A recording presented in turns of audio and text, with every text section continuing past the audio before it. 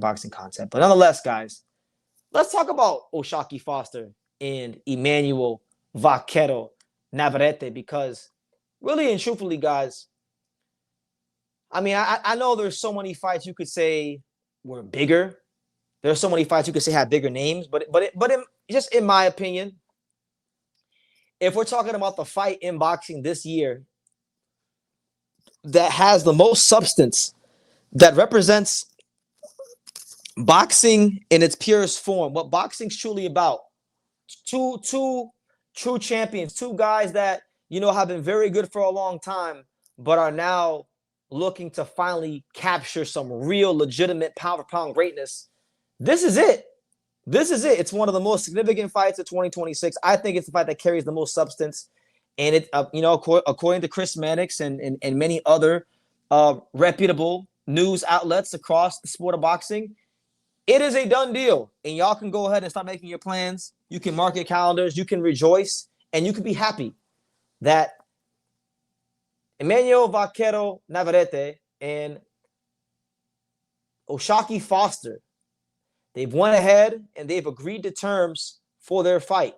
And the date that is being reported is October 24th at the Alamo Dome in San Antonio. And that's big because the Alamo Dome is where big fights go. There hasn't really been a ton of fights in the Alamo Dome in recent years. I mean, I think the last real massive fight, maybe Canelo might have fought Callum Smith there. But in my mind, the last real ultra mega event at the Alamo Dome was Gervonta Davis versus Leo Santa Cruz.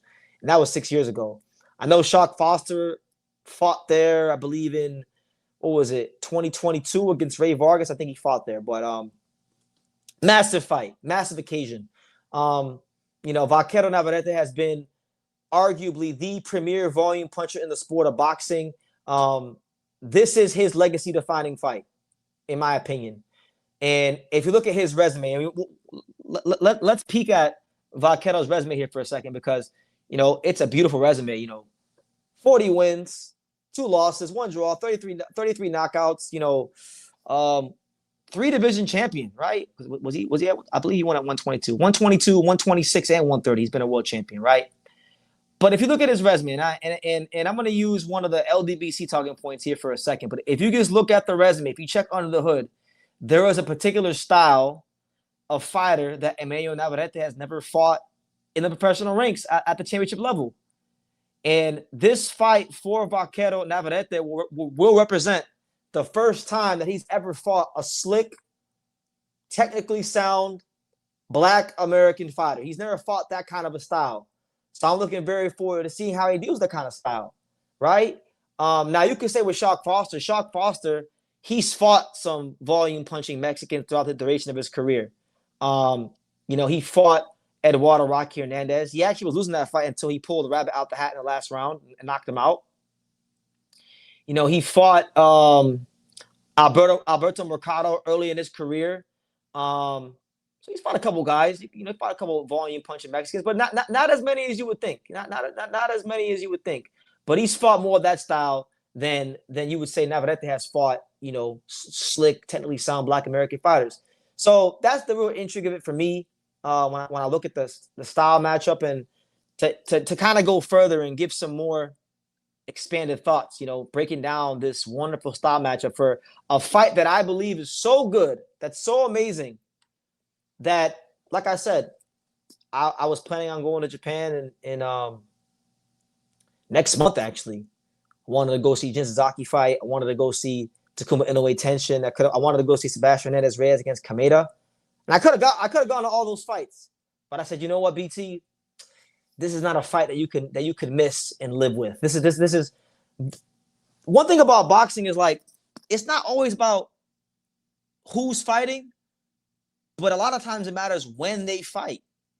Because if a fighter makes too much money sometimes or becomes too famous, they can lose that determination. They can lose that hunger. They can lose that drive that they had. And so I feel like this fight is happening at the right time. These are two very seasoned pros. These are guys that have been teetering on that fringe pound level. In Vaquero's case, he's been in the 10 spot here and there throughout his career. But The winner of this fight's a clear top 10 pound fighter. You understand? And for that reason, for that reason, I think the fight is happening at the right time. Neither guy has made so much money or is so famous that they're not gonna come in here and give it the best effort. So when I break the style matchup down, when I break it down, you got Shock Foster who has a 72-inch reach. And one thing that I think people underestimate about Vaquero because they see the volume punching, they see the punching power, they see his ability to craft these really devastating, bone-crushing body shots that knock his opponents out. They see these things when it comes to Vaquero. But one thing they forget is how rangy he is. That's what I think really shocks people is how rangy he is. Because you go in there and you think of him as a volume puncher, and you think of him, and because you think of him as a volume puncher, most volume punchers, especially the Mexicans, they got short arms. They got really short arms. But that isn't the case for him. He has the same reach as Oshaki Foster. He doesn't have the reputation for being a great defensive fighter, right? And I don't think he's a great defensive fighter, but I think he's a capable defensive fighter. You understand?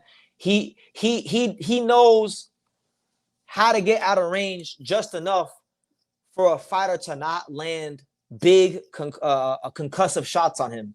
And that's what makes him so hard to figure out in the ring. Now, he fought Dennis Baranchyk. Dennis Baranchyk at 135 was able to outbox him. But that's a different style, Dennis Baranchyk has that herky-jerky Eastern European style. Shock Foster don't fight like that. He has the Black American style. It's different styles, right?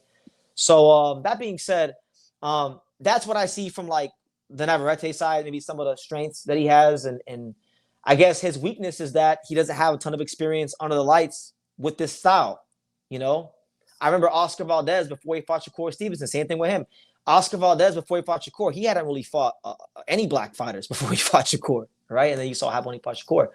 From the Shock Foster side of things, I think Shock is got some of the best pure instincts in boxing. He has a great feel for the fight. Like I said this on Sean's channel last night. They talk about point guards in basketball like John Stockton, Magic Johnson, Chris Paul, They talk about having a good feel for the game, knowing how to use a pick and roll, knowing when to, go around the pick and roll, knowing how to manipulate it and go the other way. I feel like he just like Shock Foster just has a great feel for the fight, and it's been getting better. I think after the Consensao loss, his feel for the fight got better. But there are certain things that every fighter does on a subconscious level, and I think Foster is so good at controlling range, and his instincts are sometimes he's so relaxed in there that sometimes he's too relaxed. And when you're too relaxed and you're fighting a guy like Vaquero Navarrete who's going to run the numbers and throw a lot of punches and be unorthodox, he's the kind of fighter that could take the play away from Oshaki Foster and win very critical moments of very close rounds. You understand? And if you look at the history of boxing, let's just call it for what it is. If you look at the history of boxing and you're talking about black fighters going to Texas, think about Pernell Whitaker not getting a decision when he fought, Chavez. A lot of people thought he'd be Chavez. Paulie with Juan Diaz. And the list goes on and on and on. So my thing is, it's not to play the race card. I mean, I don't really care where somebody's from, but it's just pointing out what's the truth. In Texas, judges favor the volume punching style more than the technical style. And for that reason, Mexican fighters traditionally get the nod in close fights in Texas. You understand? So therefore, I think the fight within the fight for Oshaki Foster is you got to recognize those moments when Vaquero is taking the play away from you, and you got to make sure you take it back. You got to take it back from him and not allow him to win those moments, because if he loses those very important moments of the fight, he will lose this fight. No doubt about it. And I don't know who I'm picking yet. I could see it going either way. But one thing that one early conviction that I am carrying with this fight going into it is that I think I don't know who's going to win yet, but I think somebody's winning this fight by split decision. That's what I do think. So when I unpack the fight early on, those are my early preliminary thoughts about Shock Foster and Navarrete. And hopefully you guys are as excited for that fight as I am, because I think it's truly a great matchup. And I come on here on YouTube and I sit here and I complain about a lot of things that I'm not happy about, and that I'm not excited about, who's ducking who, and purse splits. But one thing I'm really trying to practice is being happy in life and in boxing. Just be happy about the good things you got going on. And this, to me, is one of the feel good stories in boxing right now. The fact that we're getting this fight. So, yeah.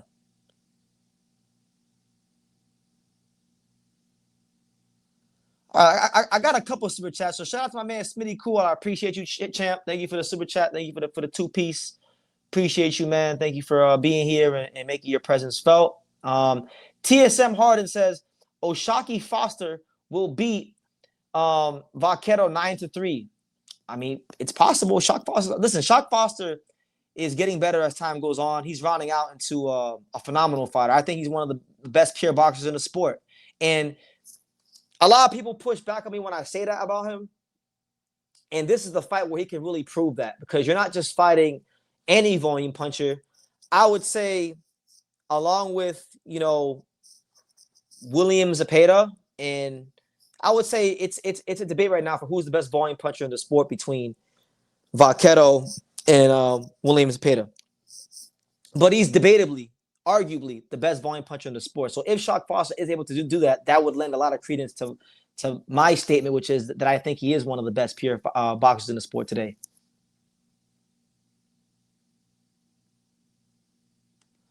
And yeah, man, Tycho brings a great point. He says he's moving in a vicious fashion. I mean, he fought Stephen Fulton. In retrospect, Stephen Fulton is not motivated, and the win hasn't aged gracefully for him. But he still fought Fulton before Fulton showed what he is now. Followed it up, fought Raymond Ford, threw him out the ring, beat him in front of Shakur Stevenson, called out Shakur Stevenson. Shakur Stevenson been avoiding him. Right now, he's fighting, arguably the best volume puncher in the sport of boxing. This is a guy. Oshaki Foster is a fighter, ladies and gentlemen, that walks how he talks it, and we need more guys like him in the sport of boxing. Smitty Cool says, I've been going to amateur events to vlog. The travel is exhausting yet fun. Oh, amateur boxing is amazing, man. Traveling to it. I haven't been able to go to too many amateur events this year. I think the only you could say amateur event I really went to this year, I went to the college boxing national championships in Las Vegas back in March, when I was in like the pre-camp phase with Angelo. Me and him both went over there, and it was a great time. A lot of people in that tournament are active amateur boxers. So, I mean, it's great to get around that energy. It kind of puts things back into perspective of why you love the sport when you get around the young kids and things like that. So, not for sure.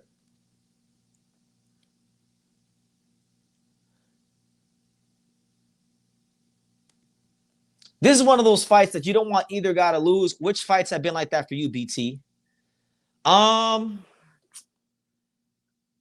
me see. The last time, probably last June. I would say, last June, Brian Norman Jr. versus Jin Sasaki. Those are like two of my favorite welterweights. You could say two of my favorite welterweights. I didn't want either one of those guys to lose. So yeah, that was the last time I would say I really felt like that about any fight. Another fight where I will feel that way if it gets made would be Najee Lopez versus Atif Overton, because I feel like I've spent so much time covering those guys' careers, and I like those fighters so much. But as far as fights of recent note, Brian Norman Jr., Jin Sasaki.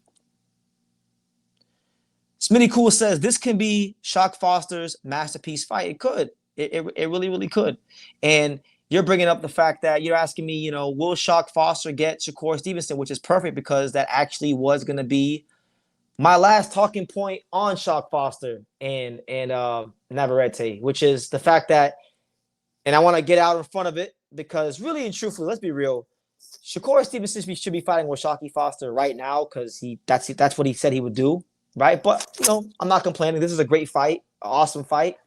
And at this point, if he beats Vaquero and establishes himself as the number one guy in the division, beating one of the best volume punchers of the last decade, at that point, if Shakur don't give him a shot and fight him and be a man of his word, then, I hate to say it, but that's coward. He's being a coward, right? And, of course, Shakur Stevens is a great fighter, but at some point, you got to be a man of your word. Now, just so you guys know that I'm not out of pocket and that I'm not talking crazy, a lot of people like to have a lot of people have selective memory, and a lot of the Shakur fans say things like, "Well, BT, Shakur never ever said that he would give Raymond Ford an opportunity or give O'Shaquie Foster an opportunity if he beat Raymond Ford." And to that, I say you're wrong because it was roughly just 9 months ago. This is the exact tweet. So I'll read the abbreviated part of Raymond Ford's tweet first. Raymond Ford tweeted the following, and I quote, "Duck talk. Stop making excuses for him. This shit has been marinating before he tried to bring Shakur into it. It don't make sense to go fight Core and then move back down and wait. Why not get me to fight him? Whatever, right?" Shakur quote tweeted it, as you guys can see here, and he said, "It's all good, Savage, because he won't get an opportunity with me until he fights you. That WBC shit don't move me." So that's literally the exact tweet. When you guys hear me criticize Shakur Stevenson and you hear me say, "Oh, well, Shakur said this, he gave him an opportunity if he beat O'Shaquie Foster," this is the tweet that started it all. This is the tweet that I'm referring to. So here it is for documentation purposes, in case you're a Shakur Stevenson fan and you don't want to be honest and truthful with what's going on with those two. Now, pivoting back to what I'm saying and pivoting back to my last and very important talking point about this particular fight. If Shock Foster beats Navarrete, at that point he has to go ahead and fight him because he will have shown that he is the man at 130. He's going to be going to 135 because Shock's been saying that he wants to go to 35 and that this is the only fight he will take at 130 pounds. You understand? So, and on top of that, this is a fight that's getting treated like a big event because they're doing this at the Alamo Dome. So I'm sure this is going to be one of the most electric fights in America in the latter part of the year. If you look at O'Shaquie Foster's last two fights, he fought in San Antonio in December against Stephen Fulton. It had a great turnout for him.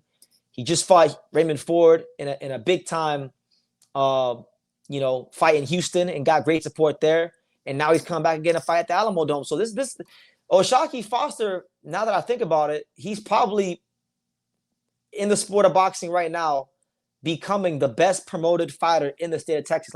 Like all his biggest fights, all his biggest moments are happening all across the Lone Star State. So it's gonna be massive. And I think Shakur Stevenson, who goes to a lot of fights, he'll probably be there ringside. And this time, if Shock Foster gets the job done, which is going to be a very, very tough ask because Navarrete is a damn good fighter. But if he gets the job done, I would assume and presume that Shakur Stevenson probably will be getting in the ring and calling him out again. But I think this time it'll probably be for real. So I think he should I think he should finally get his shot with Shakur if he wins this fight. And I'll just leave it at that.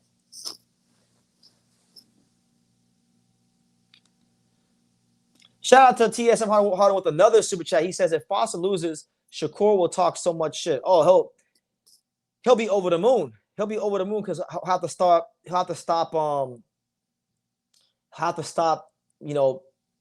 will have to stop mentioning him, right?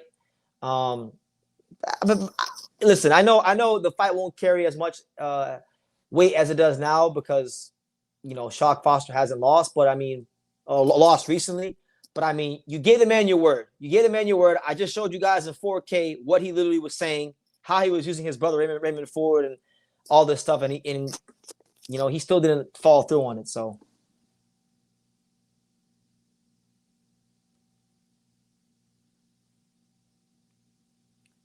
is Shock one of them that Shakur said he never fight? I forgot. I don't know why he's so emotional though. I haven't really seen Shock be as emotional about it. He just wants to fight the champ. That's all it is for Shock. Shock's just trying to prove that he's the best. And they sparred before, and irrespective of what people say, whether Shock got the best of Shakur or Shakur got the best of Shock. Listen, man, I've been in world title training camps. I've seen some of the best fighters in the world spar. Fighters have good days and fighters have bad days. So I have zero doubt in my mind that there are probably days where O'Shaquie Foster was getting off on Shakur Stevenson, and I'm pretty sure there was days where Shakur Stevenson looked like Shakur Stevenson against O'Shaquie Foster. So yeah, and he's just emotional. He gets mad when people put pressure on him and don't say that he's the greatest thing since sliced bread.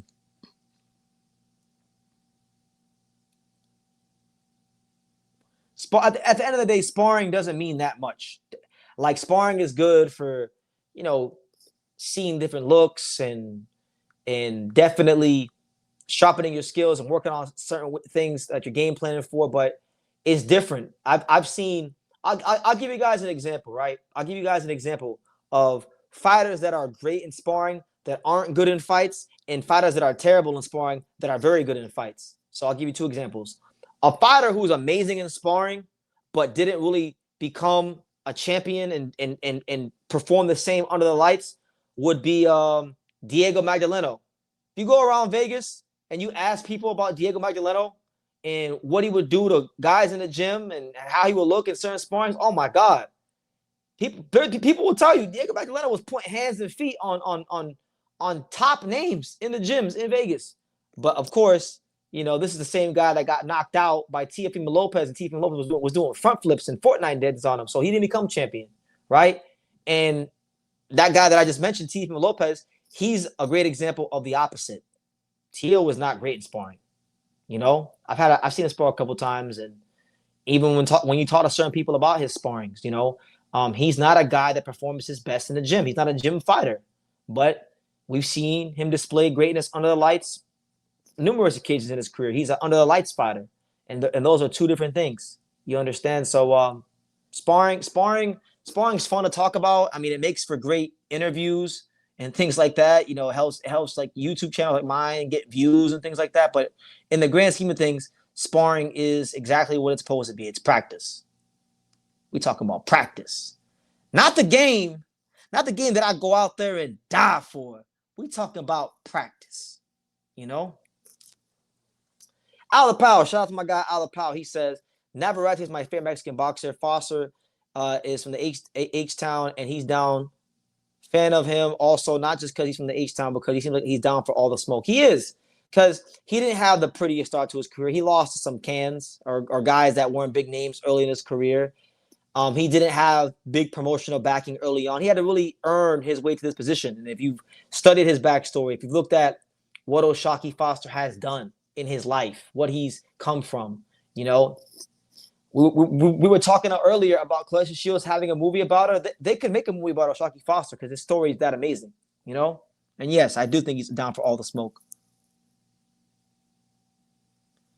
Yeah, bright lights out of sight. I've seen some wild stuff. Yeah, man. I've seen a lot of these fighters that Ring Magazine likes to push on their Instagram feeds that love to post their sparrings. I've seen the sparrings they don't post. Well, they getting hands put on them, you know. I've seen some big names that boxing fans think are killers in the gym get freaking turned over by barely novice amateurs, you know. Happens. Dog says, I really don't want to see Vaquero lose, but if Shock ever gets the Shakur fight, he has to win no matter what.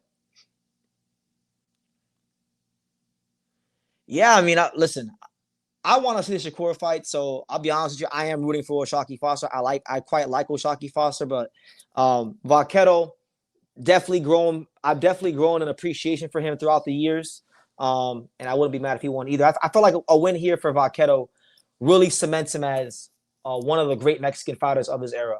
You know, I would say, apart from Canelo Alvarez, I mean, y'all tell me, and y'all can answer this question for me if you want.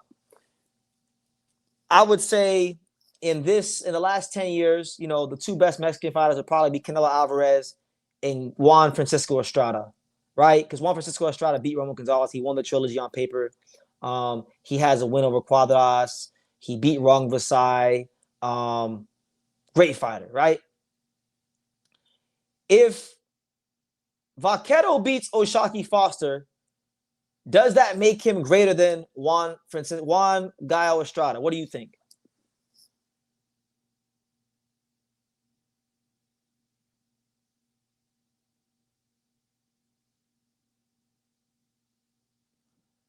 Shock. Even Mason right now, it seems like he's down for everyone. The brothers, he's one of the brothers that are down. I mean, he's got an appetite for the smoke. You guys know I've been singing Abdullah Mason's praises for longer than most, and I think if Top Rank don't get on no funny business, I think they'll let Abdullah Mason. I think Abdullah Mason will take that Williams pay to fight.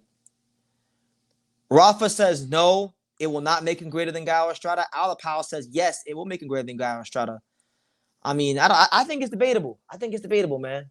I think it's debatable. I mean, Oshaki Foster is great, but is Oshaki Foster greater than Roman Gonzalez and Rong Versailles put together? I mean, with all due respect, I don't think so. So I mean, it'll make for a fun talking point. All I'm saying though is it definitely puts them amongst because I would say in the last 10 years, and y'all could add names if you feel like I'm forgetting anybody, but in no order, Guy Estrada, Canelo Alvarez are the best fighters from Mexico over the last decade or so.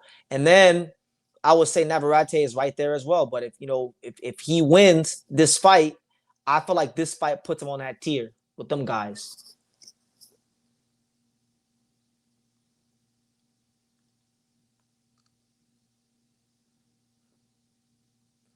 Shout out to my main man, Brooklyn Hit. He says, we have to stop with the loose talk. The great Hagler had 2 losses before he became undisputed. Pepino Cuevas had 5 losses and is a legend. And I'll even add one more for you.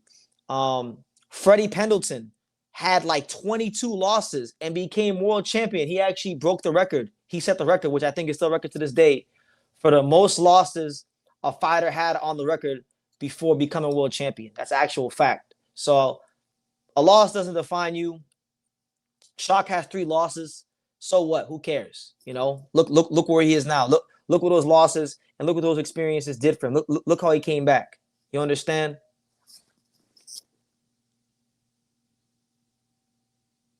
There's so many fighters that I can name of recent years that lost fights or didn't have great careers and became champion. Tevin Farmer, Tevin Farmer lost like 4 fights in his first, 12 fights or 15 fights, whatever it was, came all the way back and became world champion. So many examples. Bernard Hopkins and Marquez lost a damn pro debut, became world champion.